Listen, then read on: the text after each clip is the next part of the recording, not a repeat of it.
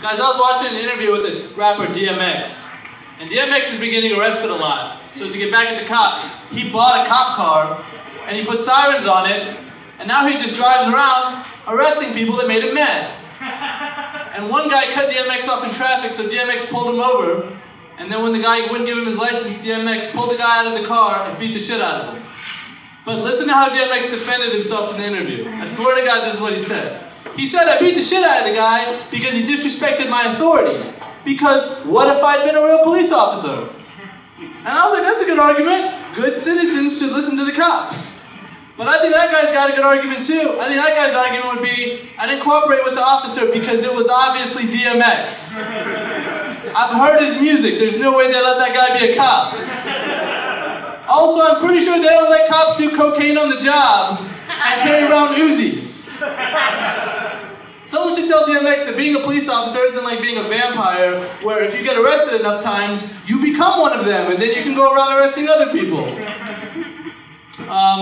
I just bought a new GPS, and my GPS has a feature where if you type in where you want to go and it's a common destination, it'll just finish it for you. So if you type in MCD, it'll just finish it to McDonald's and take you there.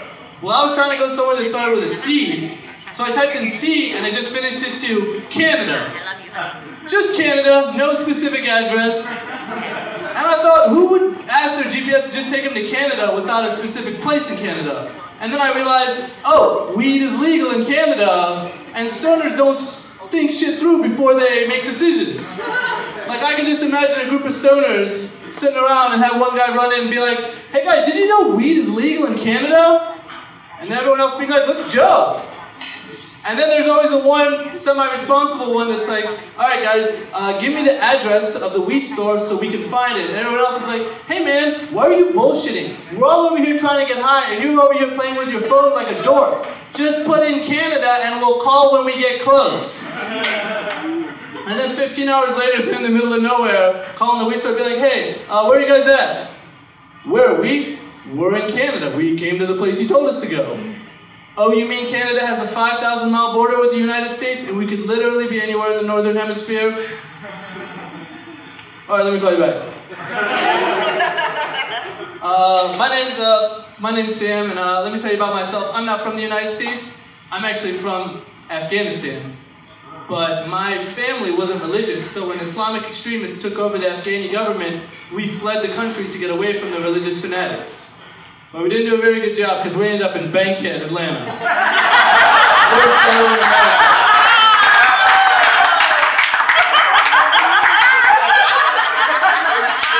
I had to be like, damn Dad, America looks different than it did on TV.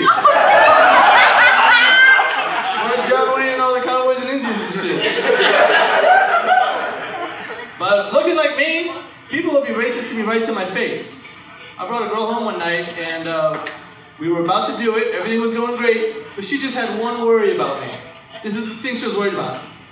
She was worried that I might have been one of the 9/11 terrorists. Now, I'm not saying that she thought that I might support terrorism or that I'm planning a copycat attack. She thought I actually might have been one of the guys that did 9/11.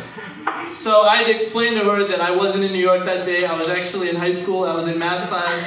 My math teacher saw me. All the other kids saw me. And also 9/11 was planes crashing into buildings, so there's no way anybody could have survived that, you stupid racist bitch. And after all that, she was like, okay, well, just checking. And then I thought, how cool would that be if I actually had been one of the 9/11 terrorists? Like I somehow escaped that crazy attack, and then I end up at the Lower East Side of Manhattan, and I'm like, wow, I'm the most notorious terrorist in the world. What do I do now? I'll become a stand-up comedian and get an apartment with a bunch of stoners and go do a show at Re-Rock Cafe.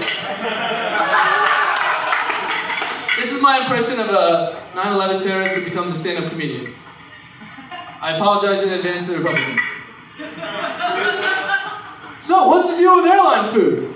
I mean, it's disgusting, right? I was on a flight the other day, I ordered a chicken sandwich. The chicken was so hard it didn't instantly disintegrate when I crashed the plane into the World Trade Center. People in Georgia don't like that joke. I wonder why. People in New York like it. I think that I complain about racism, but it's not that bad. I think the most racist thing that people say is when white people want to say the N-word. I hate it when a white guy's like, why can't we say it? Why can only they say it? It's our word too. And here's why white people aren't allowed to say the N-word. Back when white people could say the N-word, they used it in a hateful and degrading way, so now you've lost the privilege. When black people say it, it sounds awesome, and now that's why everyone wants to say it again. Black people took the most evil word in the history of humanity and made it into something positive. And I think that's beautiful. And it's interesting that black people have done that with other words too. Like if you remember in the 70s, the word freak meant creep or weirdo. But then Rick James came out with that song Super Freak, and now freak is a positive word for whore. White people have been trying to make a positive word for whore for years. And they could never do it. But now if you go to a club and ask a girl if she's a freak, you're probably going to get your dick sucked. So thank you, black people. And you know what? I think we should only let black people say the word faggot. No white people are allowed to say the word faggot for the next 20 years. Let's just give it to them for a while, and then we'll come back in 20 years and ask black people what the word faggot means. I'm sure it's going to mean something awesome.